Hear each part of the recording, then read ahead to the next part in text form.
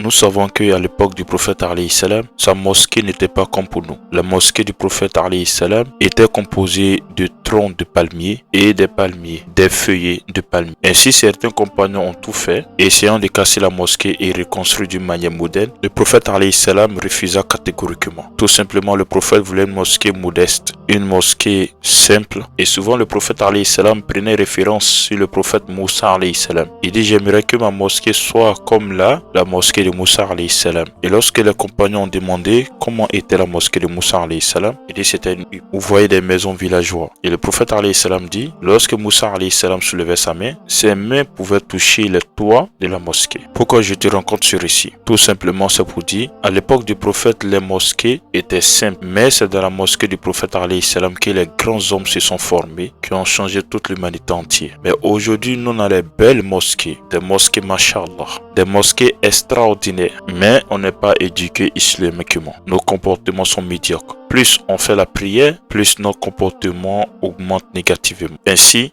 les imams qui poussent les gens chaque fois de cotiser, de construire des mosquées. En vérité, construire les mosquées n'est pas une solution. Au contraire, construisez des établissements qui vont enseigner les musulmans, qui vont éduquer les musulmans islamiquement. En vérité, c'est de la mosquée même on doit apprendre. Mais aujourd'hui, les savants et certains imams ont séparé la mosquée des enseignements islamiques. Si tu veux apprendre l'islam, va t'inscrire à l'école coranique. Et si tu veux faire la prière, viens à la mosquée. Et Inch'Allah, je vais faire un sujet là-dessus. Est-ce logique d'apprendre une science dans les écoles coraniques étant payant? Est-ce que l'enseignement islamique n'est pas gratuit?